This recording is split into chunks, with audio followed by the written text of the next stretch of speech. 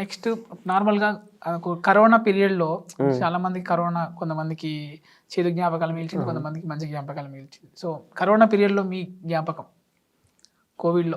అంటే ఇప్పుడు కోవిడ్లో అంటే అప్పుడు నేను యూట్యూబ్ మీద కంప్లీట్గా ఫుల్ వర్క్లోనే ఉన్నాను నేను యూట్యూబ్. సో అంటే ఇప్పుడు నాకు అప్పుడు చాలా టైం ఉండే, అంటే పాటలు రాయడానికి కానీ నన్ను నేను డెవలప్ చేసుకోవడానికి కానీ చాలా టైం ఉండే యూట్యూబ్ కరోనా టైంలో.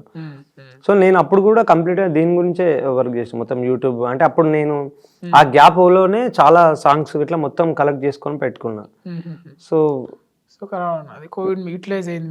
కోవిడ్ టైంలోనే అప్పుడు నాకు చాలా టైం ఉంటుండే కదా, ఆ టైంలోనే మొత్తం కంప్లీట్గా మొత్తం ఫుల్ఫిల్ చేసేసుకొని పెట్టుకొని రాగానే ఇక మొత్తం ప్రాజెక్ట్లను చేసేసిన ఇక.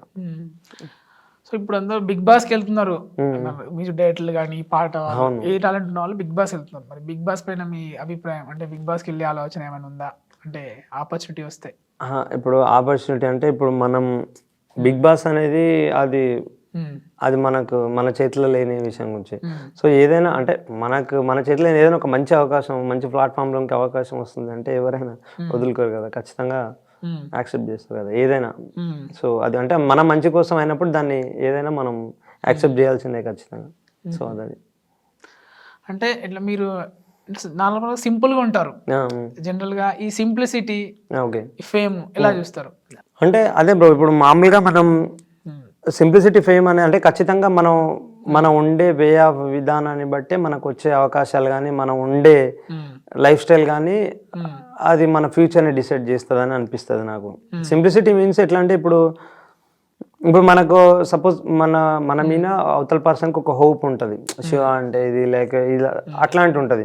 ఒకవేళ అతను ఊహించుకున్నాక రీచ్ అవ్వలేకపోతుంటే అంతా ఏముండదు, ఉట్టిదే జస్ట్ ఏదో స్క్రీన్ వరకే ఉంటుంది అని అనుకుంటారు. సపోజ్ వాడు ఎక్స్పెక్ట్ చేసింది మన దగ్గర ఉంటే, అంటే లైక్ లైఫ్ స్టైల్ కావచ్చు, ఇంకేదైనా కావచ్చు, కార్ కావచ్చు, బిల్డింగ్ కావచ్చు, ఏదైనా కావచ్చు, మనం ఉండే విధానం కావచ్చు.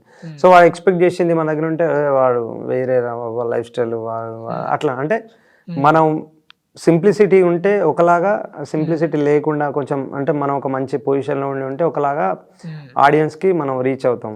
అంటే మన దగ్గర ఉన్నదాన్ని బట్టే వాళ్ళు చూసే విధానం అనేది మారిపోతుంది. అంటే మన దగ్గర ఉంటే ఒకలాగా, ఏదైనా అది ఫేమ్ అయినా కావచ్చు, డబ్బు అయినా కావచ్చు, ఏదైనా లేకుంటే ఒకలాగా మనం రిఫ్లెక్ట్ అవుతాం. సో అంటే ఇంట్రోవర్టా లేకుంటే సోషల్గా ఉంటారా? సోషల్గా అంటే నేను ఇంట్రోవర్టే కంప్లీట్గా. చాలా అంటే అంత మనం దేంట్లో ఇన్వాల్వ్మెంట్ ఏమి ఉండదు, మనం సింపుల్గా ఉండడం, ఏదైనా రిజల్ట్తో మాట్లాడడమే end of the day matter. జనరల్గా పోయిట్స్ అంటే అట్లా ఉంటారు, ఇంత ఫిలాసఫీ ఉంటారు అంటే మాట్లాడే విధానంలో. నేను ఇంతకుముందు మాట్లాడిన ఇంటరాక్షన్లో మీరు మాట్లాడుతున్న క్రమంలో కొంచెం ఏదో ఒక ఫిలాసఫీ కనిపిస్తుంది. అంటే ఈ ఫిలాసఫీ ఎక్కడి నుంచి అంటే ఇప్పుడు కొన్ని భావాలు నాకు అంటే మనం మనం బుక్లో మనం చదువుతున్నప్పుడు కానీ, మనం తీసుకునే నిర్ణయాలు కానీ, ఏవైనా కానీ అంటే మనం లైఫ్ లీడ్ చేసే క్రమంలోనే ఎన్నో బుక్స్ చదువుతాం చిన్నప్పటి నుంచి. మనం ఎంతోమంది నాయకుల జీవితాలు, లైఫ్ స్టైల్ అవన్నీ చదువుతాం కదా.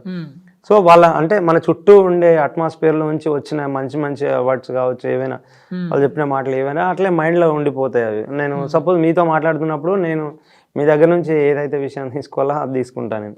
ఐ మీన్ అంటే అతను చెప్పింది కరెక్టే, అది రైటే అని అది నా మైండ్లో ఉండిపోతుంది. సో మళ్ళీ సమ్వేర్ నేను ఎక్కడ పోయినప్పుడు అది నేను మాట్లాడుతున్నట్టుగా నా వైపు నుంచి అవుట్పుట్ అయిపోతుంది. సో ఇప్పుడు మాట్లాడుతుందంతా మనం ఒకప్పుడు వేరే వాళ్ళు మాట్లాడింది కావచ్చు, లేకుంటే వేరే వాళ్ళ జీవితాల నుంచి వచ్చింది మన మైండ్లో ఉండి అక్కడ నుంచి మళ్ళీ సో అట్లా.